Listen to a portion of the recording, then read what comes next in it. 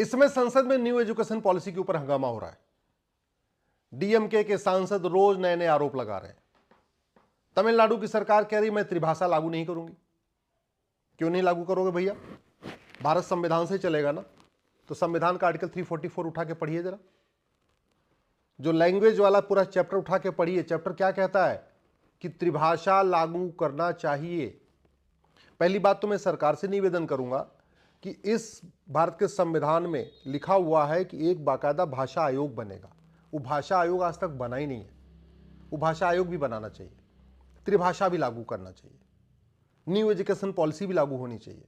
और सबसे इंपॉर्टेंट कि तमिलनाडु के सरकार को एक सुप्रीम कोर्ट का जजमेंट दिखाना चाहिए, के श्याम सुंदर versus state of Tamil Nadu. Supreme court के 3 जजों का जजमेंट है वो, जस्टिस चौहान ने उसको लिखा हुआ है।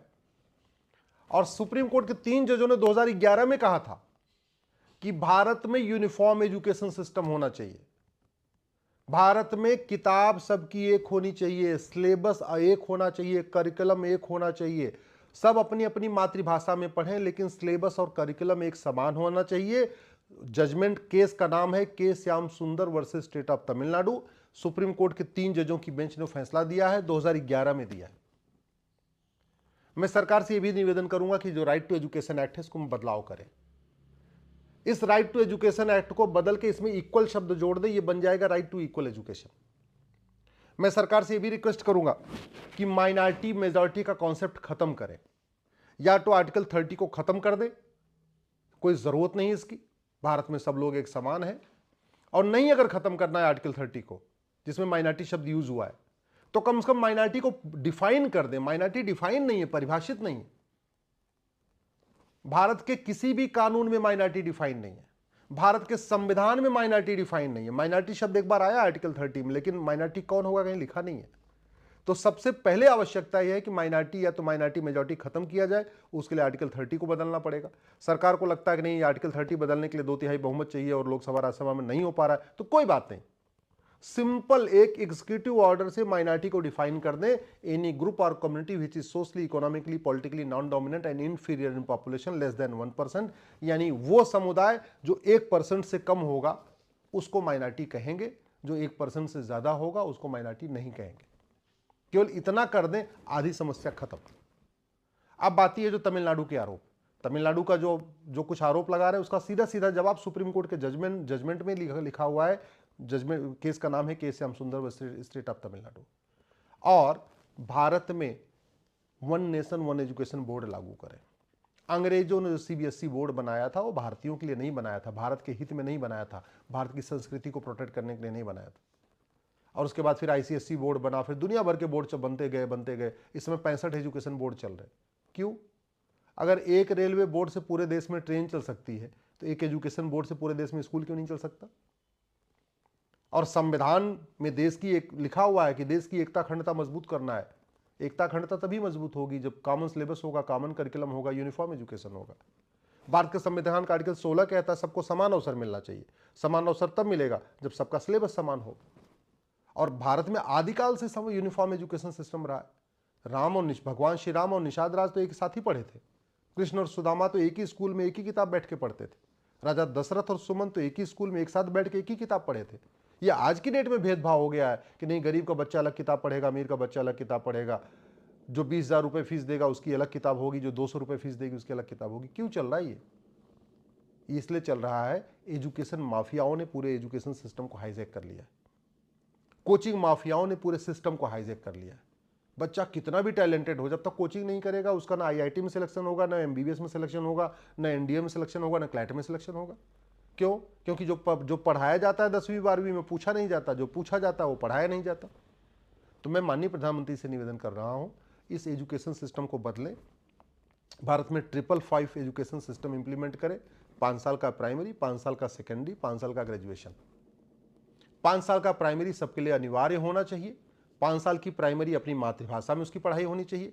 5 साल की प्राइमरी में ज़्यादा विषयों के ऊपर, फिजिक्स, केमिस्ट्री, मैथ के ऊपर फोकस करने के बजाय योग, विज्ञान, प्राकृतिक चिकित्सा, अपने महापुरुषों के बारे में, जो वीरांगनाएं हमारी माताएं रही उनके बारे में, हमारी अपनी संस्कृति के बारे में, हमारी सभ्यता के बारे में मतलब अच्छा वो बच्चा अच्छा इंसान बने, अच्छा सोच बन जाए उसकी। फिर 5 साल का जब सेकेंडरी हो, जो 6वीं से लेकर 10वीं तक हो, उसमें फिजिक्स भी पढ़ें, केमिस्ट्री पढ़ें, जूलॉजी पढ़ें, बॉटनी पढ़ें, सब कुछ पढ़ें।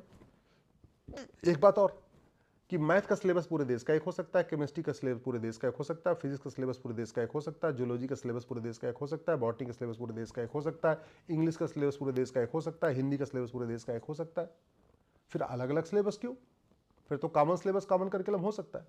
जैसे हमने जीएसटी लागू किया है तो हमने बाकायदा एक ट्रिब्यूनल बनाया हुआ है कि भाई हर 3 महीने में जीएसटी जो काउंसिल होगी उसकी बैठक होगी, केंद्र के वित्त मंत्री उसके अध्यक्ष हैं जीएसटी काउंसिल के, और राज्यों के वित्त मंत्री उसके मेंबर हैं। ऐसे कि एजुकेशन काउंसिल बना दिया जाए, केंद्र के एजुकेशन मिनिस्टर उसके अध्यक्ष हो जाएंगे, राज्यों के एजुकेशन मिनिस्टर उसके मेंबर होंगे, एक्सपर्ट कमेटी बना दिया जाए, मैथ की एक्सपर्ट कमेटी बना दिया जाए, पूरे देश में जितने भी 65 एजुकेशन बोर्ड हैं वहाँ क्या क्या पढ़ाया जा रहा है सबके मैथ की किताब को एनालिसिस करके एक किताब बना दें। फिर हर विषय की एक एक एक्सपर्ट कमेटी बना दिया जाए, वो पूरे देश भर में कहाँ क्या पढ़ाया जा रहा है सभी किताबों को स्टडी करके उसकी एक किताब मर्ज कर दे। आखिर केंद्रीय विद्यालय का सिलेबस पूरे देश का एक है, नवोदय स्कूल का सिलेबस पूरे देश का एक है, तो सारे ही स्कूलों का सिलेबस एक क्यों नहीं हो सकता? एक ऑब्जेक्शन जो करुणानिधि जी कह रहे हैं कि नहीं नहीं यहां पे हिंदू थोपा जा रहा है, अरे भैया शर्म नहीं आती? अंग्रेजी पढ़ा सकते हो विदेशी भाषा को, और भारत की भाषा को पढ़ाने में दिक्कत है? विदेशी भाषा पढ़ा सकते हो, और वैसे भी तमिलनाडु के मदरसों में क्या पढ़ाया जा रहा है? तमिलनाडु के मदरसों में अरबी पढ़ाई जा रही है, फारसी पढ़ाई जा रही है, उर्दू पढ़ाई जा रही है। तो मतलब तमिलनाडु में मदरसों में अरबी भी ठीक है, उर्दू भी ठीक है, फारसी भी ठीक है। तमिलनाडु के सारे स्कूलों में अंग्रेजी पढ़ाई जा रही है, विदेशी भाषा वो भी ठीक है। सारे डीएमके के नेता अंग्रेजी में बोलते हैं, तमिल कम बोलते हैं, अंग्रेजी ज्यादा बोलते हैं, वो भी ठीक है। मतलब विदेशी भाषा ठीक है, अरबी ठीक, उर्दू ठीक, फारसी ठीक, अंग्रेजी ठीक, लेकिन हिंदी ठीक नहीं है।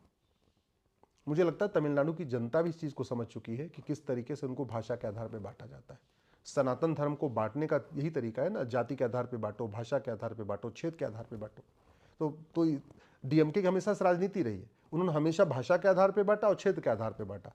उत्तर दक्षिण, नॉर्थ साउथ किया, उत्तर दक्षिण के आधार पर बांट दिया, और फिर भाषा के आधार पर बांट रहे। डीएमके की भी राजनीति रही अगड़े पिछड़े करने की, वहां पे लगातार अगड़े पिछड़े का जहर घोला गया, जाति का जहर घोला, भाषा का जहर घोला, क्षेत्र का जहर घोला।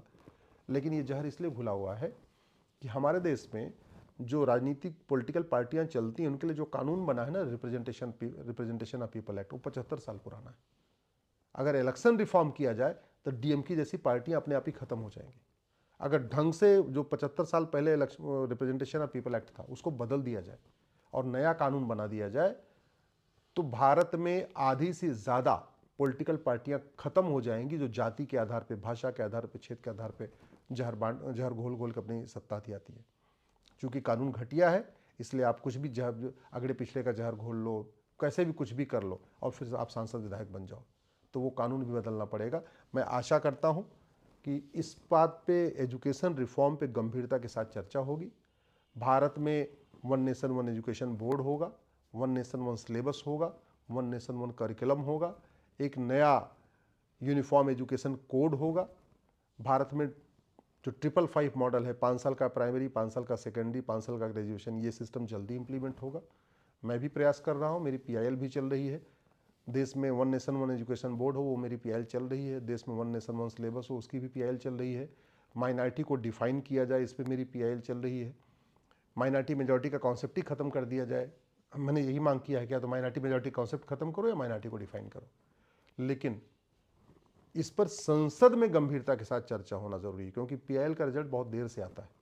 पीआईएल करने में तो, पीआईएल का जो परिणाम आने में 4 साल, 5 साल, 6 साल होता है, जबकि संसद में वही काम 2 दिन, 3 दिन, 4 दिन में हो सकता है, 1 सप्ताह में हो सकता है। तो इन विषयों पे संसद में चर्चा होनी चाहिए कि यूनिफॉर्म सिविल कोड से पहले यूनिफॉर्म एजुकेशन पे चर्चा होनी चाहिए।